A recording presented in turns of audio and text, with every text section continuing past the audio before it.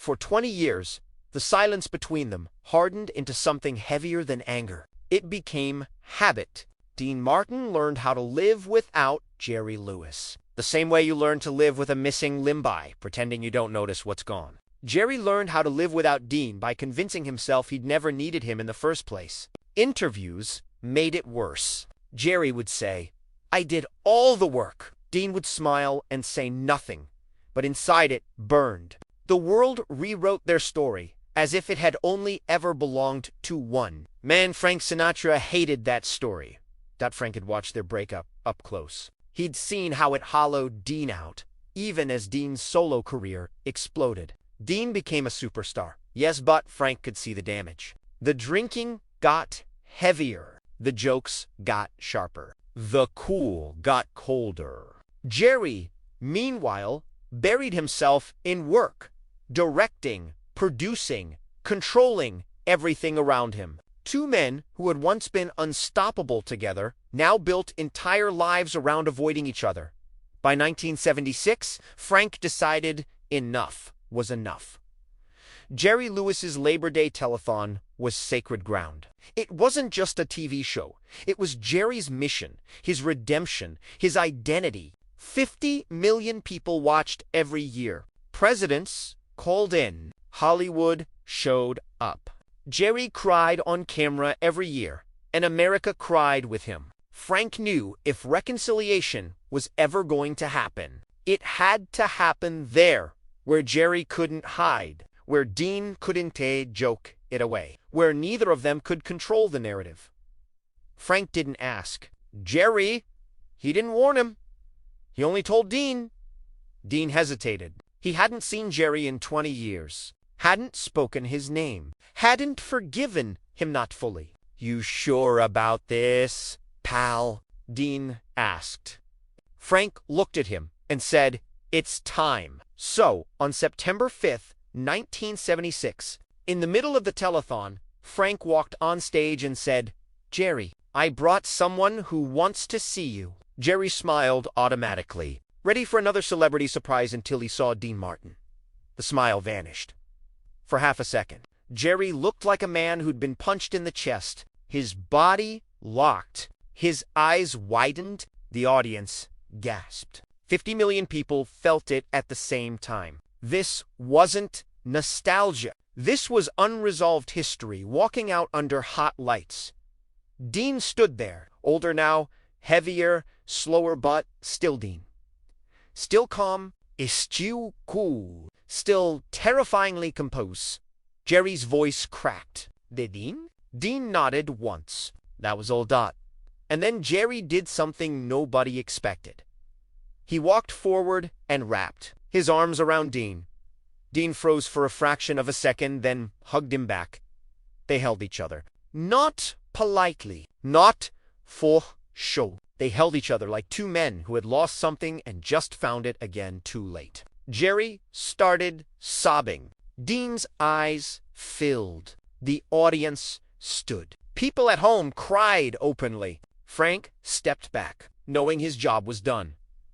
But what the cameras didn't catch, what the microphones didn't hear, was what happened inside that hug.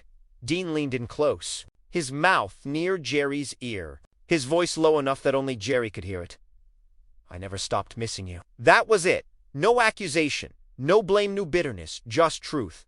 Jerry stiffened, because in that moment, everything he'd told himself for 20 years collapsed. The idea that Dean was replaceable, the idea that the breakup had been necessary, the idea that success had made it worth it. Dean hadn't come back to reopen old wounds. He'd come back to tell Jerry that the wound never healed. They pulled apart. Jerry wiped his face, trying to regain composure. Dean smiled gently and said into the microphone, "Hello, Jerry." Jerry laughed through tears. "You son of a bitch." The audience roared.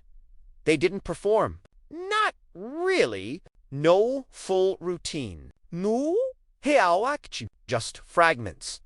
Memories. Laughter through tears. And then Dean stepped back and let Jerry finish the show. But something fundamental had changed. After that night, Jerry Lewis was never quite the same. people noticed it. He talked about Dean more, not bitterly, softly. He'd say things like, "Dean was the balance," or "Dean made me better." He never recreated that partnership, not with anyone. Not because he couldn't, but because he knew now what he'd lost. Years later, Jerry would finally reveal what Dean whispered. "I thought we'd come together, and it would be closure," Jerry said in an interview, his voice trembling. "But when he said that, when he told me he never stopped missing me, I realized something awful. I had spent 20 years pretending I didn't need him, and he spent 20 years carrying it quietly." Jerry paused. "That hug didn't heal anything. It showed me what I broke." Dean Martin died in 1995. Jerry Lewis outlived him by more than 2 decades. And in those years, Jerry never stopped talking about that night. Not the applause, not the cameras, not the history, but those 5 whispered words. Because they meant Dean had forgiven him long before Jerry forgave himself. And that's why Jerry never truly got over losing Dean Martin. Not because of fame, not because of success, but because the man who understood him best, the man who shared his rhythm, his timing, his life had never stopped missing him. And Jerry only found out when it was already too late. Jerry would later say that in that moment, the world disappeared. The cameras, the lights, the audience, the telethon, clock ticking away millions of dollars, it all vanished. There was only Dean's arms around him and the sound of Dean's breathing, slower than Jerry, remembered, heavier, older. And then Dean whispered, "I never stopped missing you." 4 words, quiet, unrehearsed. Not for television, not for history. Just for Jerry. Jerry's knees almost buckled, because that wasn't what he'd prepared himself to hear. If Dean had said, "We were young," Jerry could have handled that. If Dean had said, "We both made mistakes," Jerry could have nodded and moved on. If Dean had said nothing at all, Jerry could have told himself, "This was just Frank's sentimental stunt." But I never stopped. Missing you destroyed every defense Jerry had built for 20 years. Because it meant Dean hadn't walked away clean. It meant Dean hadn't forgotten. It meant Dean hadn't replaced him. It meant Dean had carried the loss quietly, privately, without bitterness, while Jerry had carried it loudly, angrily, defensively. That Jerry began sobbing, real sobs. The kind that shake your chest and steal your breath. Dean held him tighter, one hand on the back of Jerry's head, steady, grounding. Jerry later said that hug felt like being forgiven before you even knew how to ask. When they finally pulled apart, Jerry wiped his face with his sleeve, embarrassed, emotional, exposed on live television. "You're still a pain in the ass," Jerry said, trying to laugh. Dean smiled, soft and sad. "You always liked that about me." The audience roared, but neither man really heard it. They stood side by side for a few minutes, talking awkwardly, gently, like 2 people relearning a language they once spoke fluently. Dean joked about Jerry never letting anyone else finish a sentence. Jerry joked about Dean pretending not to care about anything while caring too much. The rhythm was rusty, but it was there. And then Dean did something unexpected. He stepped back. He didn't hijack the moment. He didn't perform. He didn't turn it into a comeback. He put his hand on Jerry's shoulder, leaned into the microphone, and said, "You're doing something beautiful here, pal. I'm proud of you." And then he walked off stage just like that. Frank watched him go, knowing exactly why Dean did it. This wasn't about reopening the partnership. This wasn't about nostalgia. This was about closer-real closer, the kind that doesn't come with applause. After that night, Dean and Jerry spoke occasionally. They were cordial. They laughed. They even talked about doing something together one day, though everyone knew it would never really happen. The magic belonged to another time, another version of themselves. But the bitterness was gone. Jerry, however, was changed forever. People noticed it almost immediately. He softened. He spoke about Dean with affection instead of defensiveness. When interviewers asked about the breakup, Jerry stopped blaming. "We were kids," he'd say. "We didn't know how to handle success together." And then, inevitably, he'd pause. "Dean was my partner. My brother." Losing him hurt more than I ever admitted. Privately, Jerry talked about that whisper often. Two close friends, two family, sometimes two strangers who asked the right question. He'd say, "You know what kills me? He missed me all that time, and I didn't know. I spent 20 years thinking he didn't care, and he spent 20 years missing me." Dean died in 1995. Jerry was devastated. He didn't attend the funeral either, not out of distance, but because that night in 1976 had been his goodbye. He said, "I didn't lose Dean in 1995. I lost him in 1956 in 76. I got him back for 10 seconds, and that had to be enough." In his final years, Jerry became more reflective, more open about regret. He spoke often about the cost of pride, the danger of letting resentment calcify. He told young performers, "If you have someone who understands your rhythm, your timing, your soul, don't let ego break that. You don't get many of those people in a lifetime." And whenever someone asked him what Dean Martin really meant to him, Jerry would smile sadly and say, "Dean was the one person who could make me better just by standing next to me. And I was too stupid to see it until it was almost gone." Frank Sinatra, when asked years later about the telethon reunion, said, "I didn't reunite Martin and Lewis. They did that themselves. All I did was put them in the same room and get out of the way." But privately, Frank knew the truth.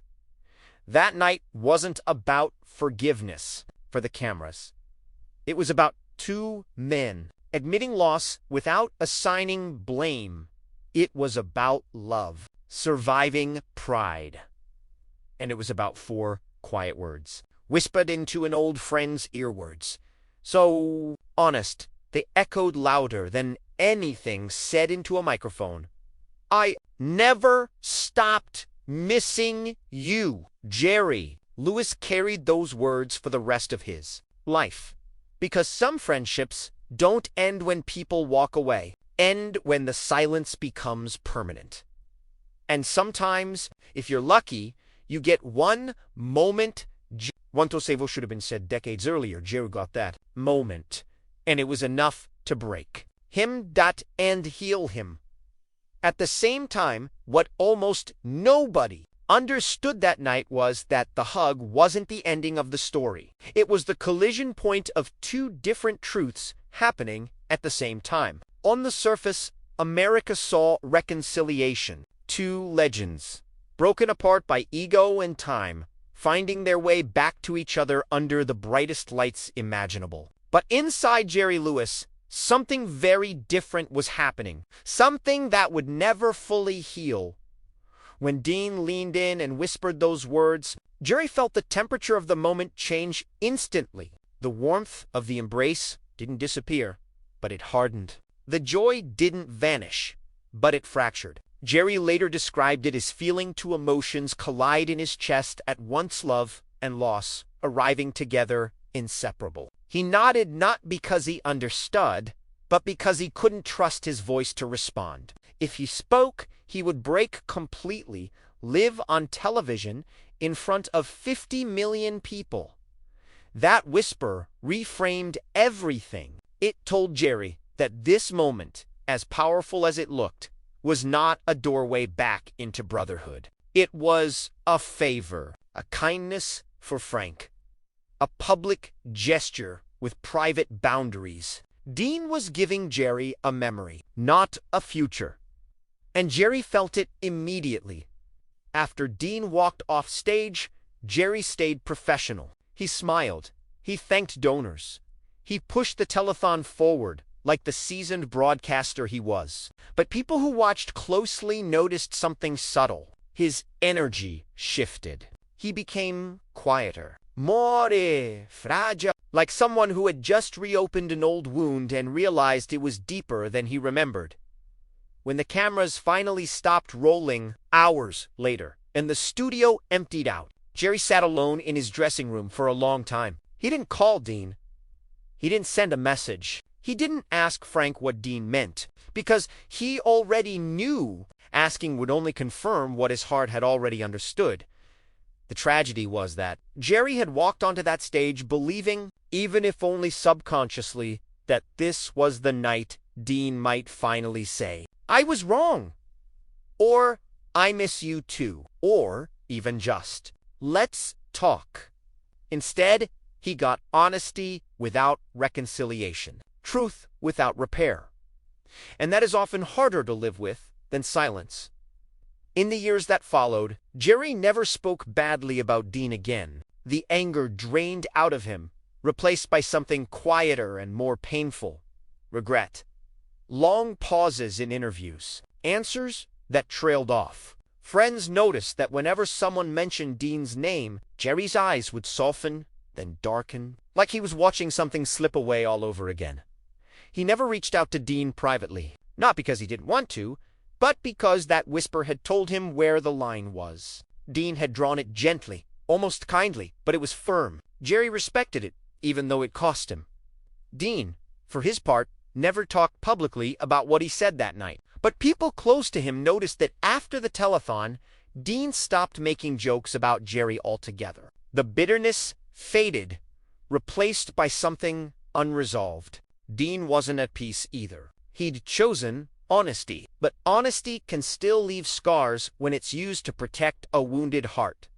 Frank Sinatra knew almost immediately that the reunion hadn't fixed anything. He'd hoped the hug would crack the wall between them, but walls built over 20 years don't fall in 10 seconds. Still, Frank never regretted doing it. He believed that even a moment of connection was better than none at all. And in some ways, he was right. That hug became a final chapter instead of an unfinished sentence.